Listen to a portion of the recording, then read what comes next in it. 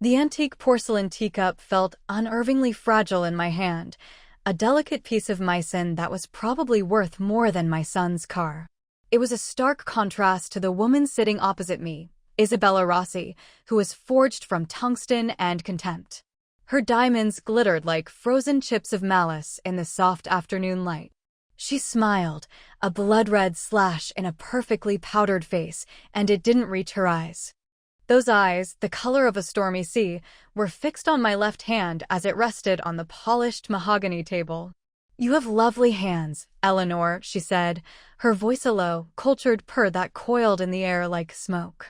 "The hands of an artist, I believe Michael said?" "A weaver." "I used to be," I answered, my own voice feeling thin and reedy in the opulent drawing room.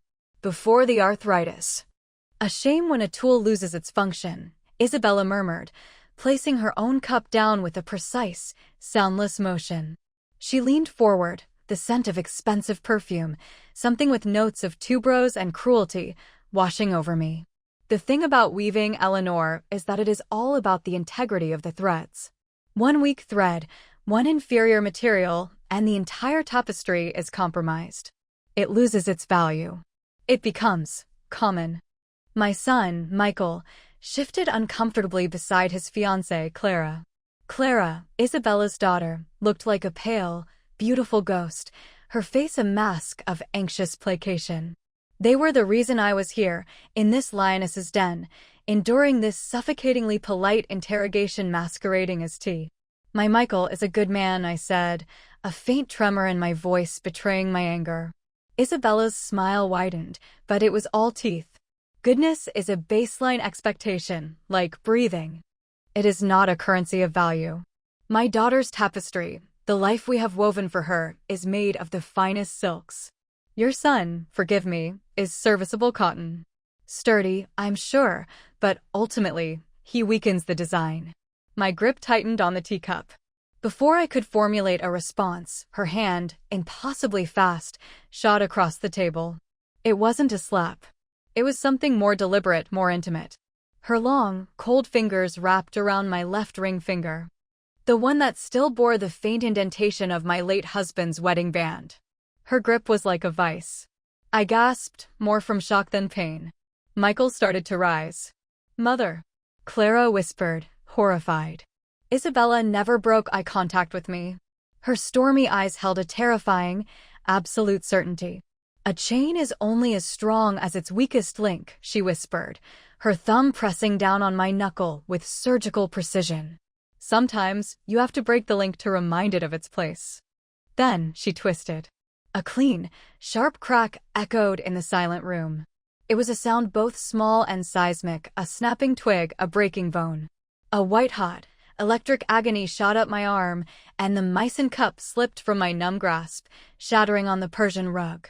The sound of the porcelain was lost in my own choked cry. Clara screamed. Michael lunged forward, but Isabella was already retracting her hand, dabbing her lips with a linen napkin as if she'd just finished a macaron. "Now," she said, her voice returning to its calm, purring cadence as she surveyed the scene, me, cradling my mangled hand, tears of pure, blinding pain streaming down my face, her daughter, pale and shaking, my son, frozen in a state of impotent fury. "Perhaps we understand each other." That was 6 months ago. The orthopedic surgeon said the fracture was severe, a spiral break in the proximal phalanx. It didn't heal properly. It never would. My finger is now a stiff, crooked reminder, a permanent punctuation mark at the end of Isabella Rossi's statement. Every time I try to grip a gardening tool, every time I struggle with a jar lid, every time the dull, throbbing ache flares up on a cold night, I am reminded of my place. And I remember the vow I made in the sterile white silence of the emergency room as the doctor pointed at the X-ray, a ghostly image of my own shattered anatomy. Isabella Rossi wanted to teach me a lesson about weak links. Fine. I would become a student of the subject. I would learn everything there is to know about chains, about tapestries, about the delicate, unseen threads that hold a life, a reputation, and an empire together. And then, with the methodical patience that only a 67-year-old grandmother with nothing but time and a burning, cold fury possesses, I would unpick hers, one thread at a time. She thought she broke a weak link. She has no idea she just forged her own destruction. My transition from grieving grandmother to meticulous strategist began in the quietest room of my house, my late husband's study. David had been an accountant, or so everyone thought.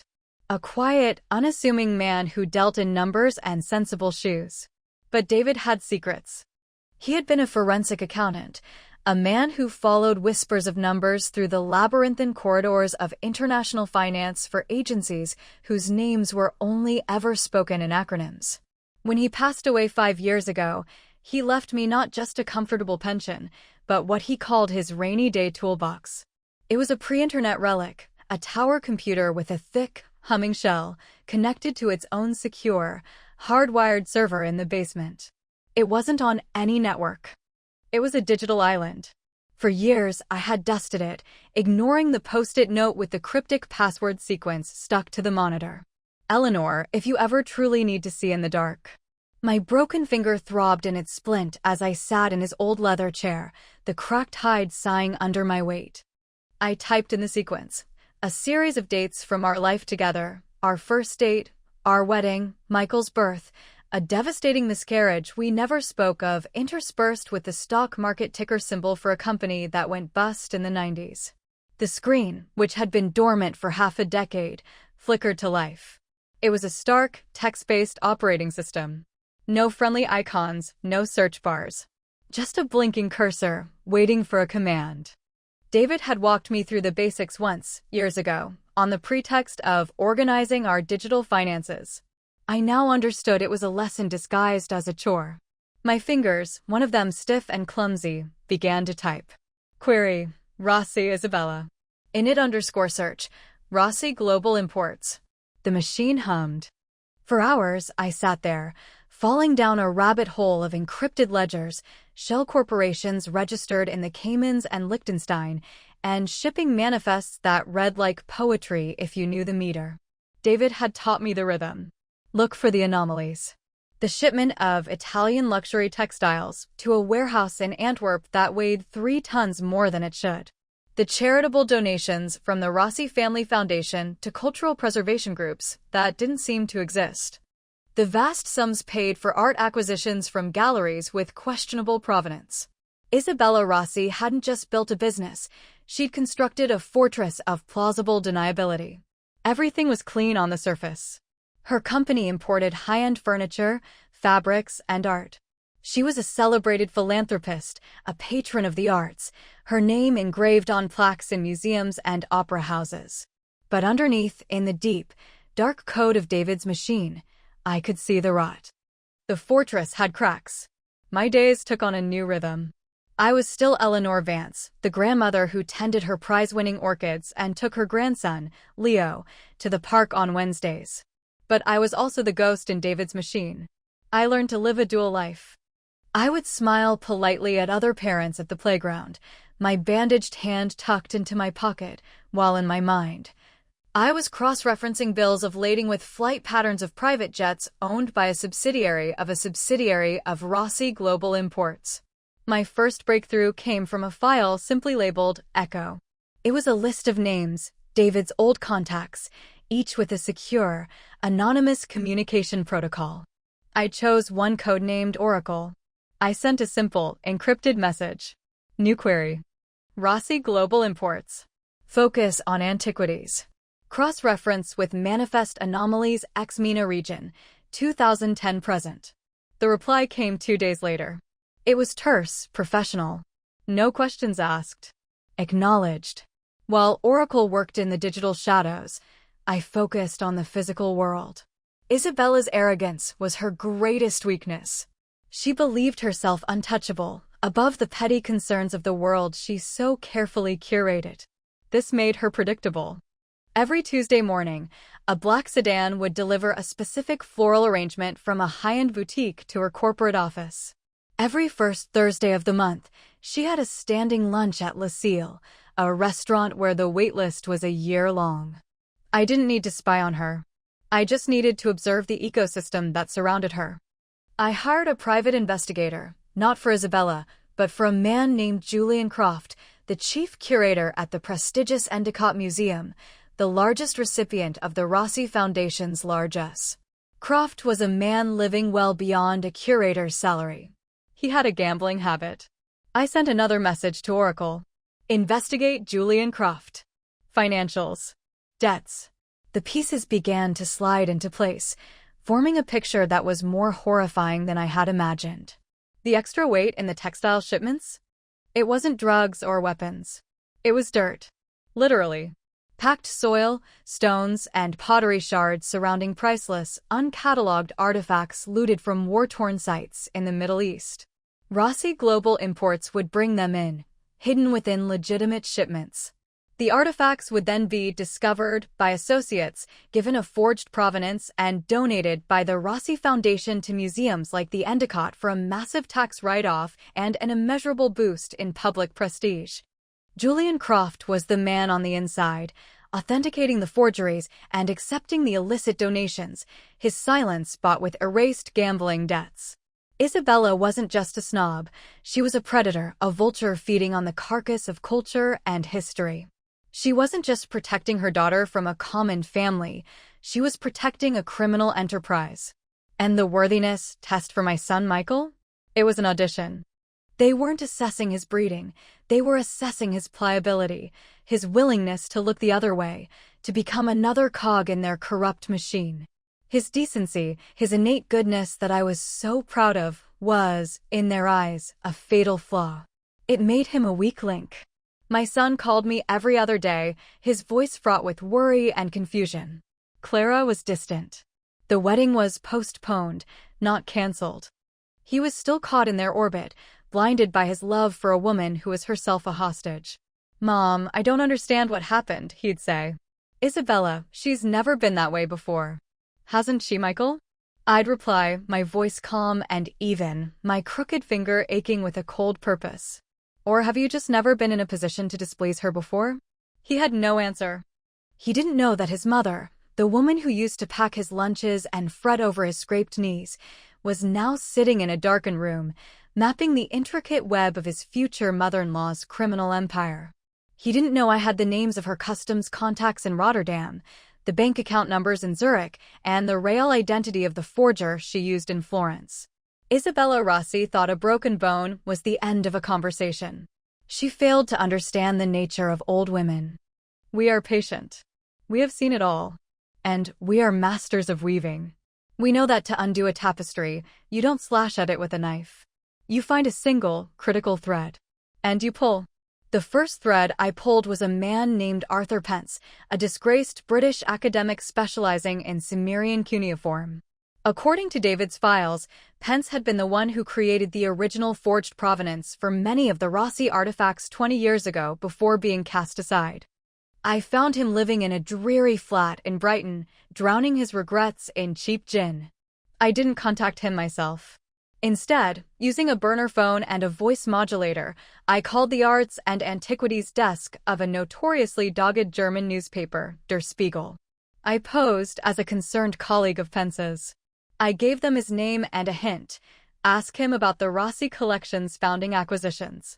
It was a tiny seed of doubt, planted in fertile, investigative soil. The second thread was Julian Croft. Through Oracle, I funneled an anonymous, encrypted tip to the IRS's Criminal Investigation Division. The tip didn't mention Rossi. It simply pointed to a discrepancy between Croft's declared income and his ownership of a luxury condominium in Aspen, purchased through a shell company. Tax evasion was a vulgar, simple crime, but its hooks were sharp. An audit would begin. And a panicked man makes mistakes. The third and most crucial thread was the next shipment. My surveillance of the Rossi ecosystem, aided by a long-lens camera and the quiet observation of my gardener, Mr. Abe, a retired Gurkha soldier and another of David's old friends, had identified the pattern. A container of Florentine marble was due to arrive at the port of Newark in 3 weeks. Based on the shipping company and the point of origin, I knew its true cargo. This required a more direct approach. Oracle provided me with the direct line to a specific customs supervisor at Newark, a woman named Maria Flores, known for being incorruptible and fiercely ambitious. This time, the anonymous tip was more specific. I provided the container number, the ship's name, and a simple instruction: scan for anomalous density. Check for organic material inconsistent with quarried stone. For 3 weeks, I waited. My life continued its placid, domestic rhythm. I pruned my roses. I made jam. I played with Leo in the park, pushing him on the swing, his delighted squeals a balm to my fractured soul.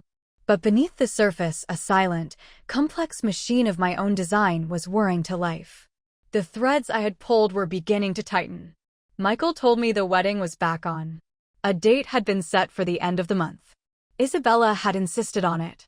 It was a power play, a reassertion of control. She wanted to demonstrate that the unpleasantness at the tea party was a closed matter, a lesson taught and learned. She invited me to a formal engagement dinner at her home. A chance to start fresh, Clara had said on the phone, her voice strained. I accepted with a quiet grace that Isabella would mistake for submission. The night of the dinner, I wore a simple navy blue dress. My only jewelry was my wedding band, worn on my right hand now, and a single, perfect pearl earring in each ear. My left hand, with its gnarled, defiant finger, was bare. The Rossi mansion was ablaze with light, a monument to wealth and power. Isabella greeted me at the door, resplendent in emerald silk. Her smile was triumphant. She believed she had won. She took my hand, her touch cool and dry, a faint, condescending pressure on my arm. "Eleanor, I'm so glad you could see reason," she murmured, for my ears only. "It is a night for family," I replied, my voice a placid lake. The dinner was an excruciating affair. Isabella held court, talking about a new wing she was funding at the museum, named, of course, the Rossi Wing. Clara sat silently, picking at her food. Michael tried to fill the silences with forced, cheerful conversation. I ate my sea base, listened, and watched Isabella's phone, which she kept face down on the table beside her plate. At precisely 9:15 p.m. it vibrated. A short, sharp buzz. She glanced at it, her brow furrowing slightly. A text message. She typed a quick reply, her polished fingernails clicking on the screen. 5 minutes later, it buzzed again. This time she excused herself from the table. A small business matter. She was gone for 10 minutes. When she returned, the color was high in her cheeks, and a hairline crack had appeared in her perfect, powdered facade. At 9:45 p.m., Michael's phone rang. He looked at the caller ID, frowning. "It's from a newspaper. Der Spiegel?"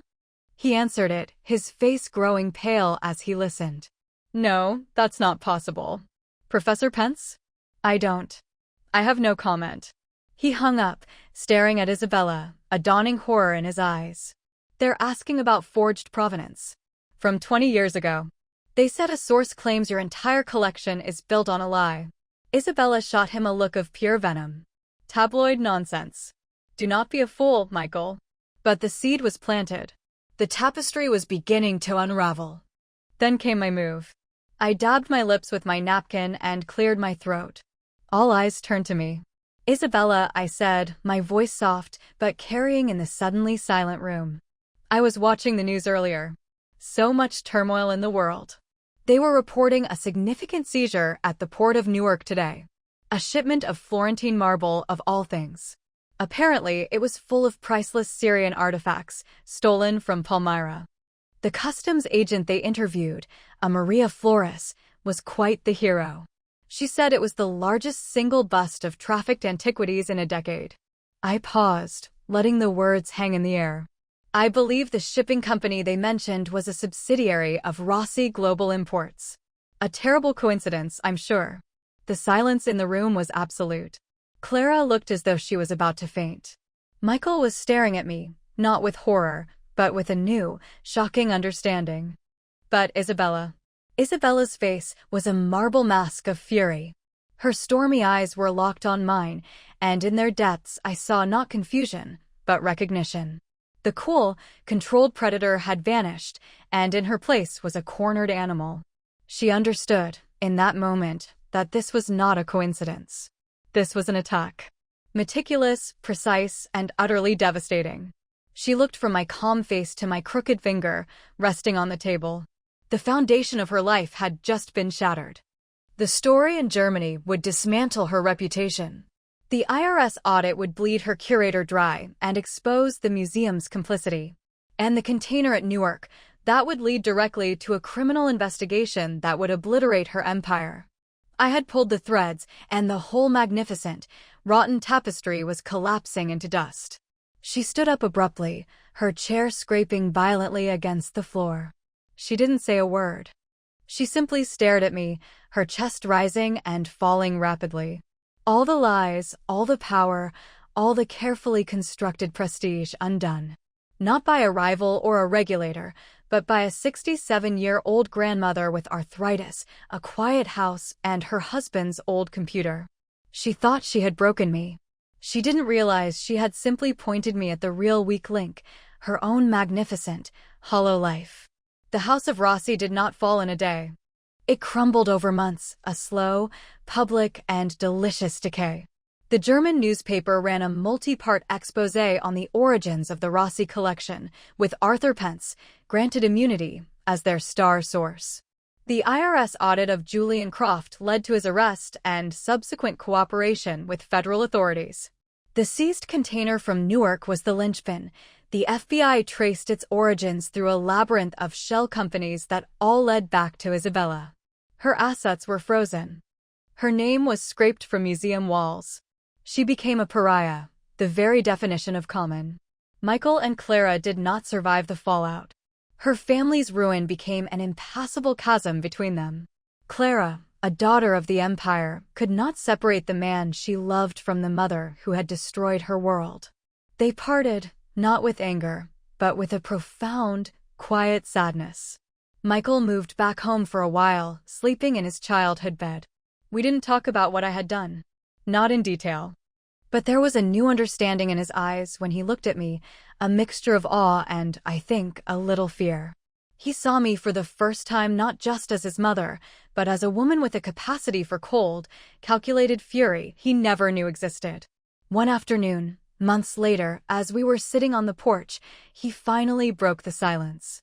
Her father, he said, staring into the middle distance. Clara told me something. He didn't die of a heart attack like the obituary said. He was an art historian who started to have a crisis of conscience about where their first pieces were coming from. He was going to go to the authorities. He died in a single-car accident on a clear, dry night. The police report said his brakes failed. He looked at me then, his eyes searching mine. Isabella wasn't just breaking your finger to be cruel, was she? She was sending a message. Yes, I said quietly. I think she was. And in that moment, I understood the final piece. David. My quiet, unassuming husband who followed whispers of numbers. He hadn't just stumbled upon the Rossi's financial dealings. He had been investigating them. His accidental fall from a ladder while cleaning the gutters 5 years ago suddenly seemed far less accidental. Isabella hadn't seen me as just Michael's mother. She had seen me as David's widow. The finger wasn't a punishment. It was a warning. I took your husband. I can take you too. My revenge, I realized, was not just for a broken finger. It had been retribution for a broken life. My life settled back into its old rhythm, but the music was different. The dull ache in my finger was a constant companion, a private trophy. I still tended my orchids, their intricate, patient beauty a source of deep comfort. I still played with my grandson, Leo, whose innocent laughter was the sound of the future, a future I had secured for him, free from the Rossi taint. Then, one crisp autumn morning, as I was repotting a phalaenopsis, its roots pale and sprawling like secrets, my phone rang. It was a number I didn't recognize, with no caller ID. I almost let it go to voicemail, but some instinct made me answer. I wiped the soil from my hand, my good hand, and picked it up. Hello. There was silence on the other end for a moment, just the faint hiss of an open line. Then a man's voice, low and unfamiliar, with an accent I couldn't quite place. He didn't identify himself. He said only 2 words, a simple phrase that David had sometimes used as a code with his colleagues when a project was not finished, when one hornet's nest had been cleared only to reveal a larger one. Second verse. My breath caught in my chest. My heart hammered against my ribs. Second verse. It meant the job was only half done. It meant that Rossi Global Imports was just a single thread in a much larger, darker tapestry. It meant that they knew who I was. And they were still out there. I stood there in the quiet stillness of my sunroom, the sweet, earthy smell of the orchids filling the air, my crooked finger beginning to throb with a familiar, chilling rhythm. The man on the phone waited, his silence a heavy, expectant thing. I looked out into my peaceful garden, a sanctuary I had fought to protect. It was no longer a refuge. It was a battlefield. I took a steadying breath, my grip on the phone tightening. I'm listening, I said. My grandmother told me this story. Thanks for watching this video. Bye bye.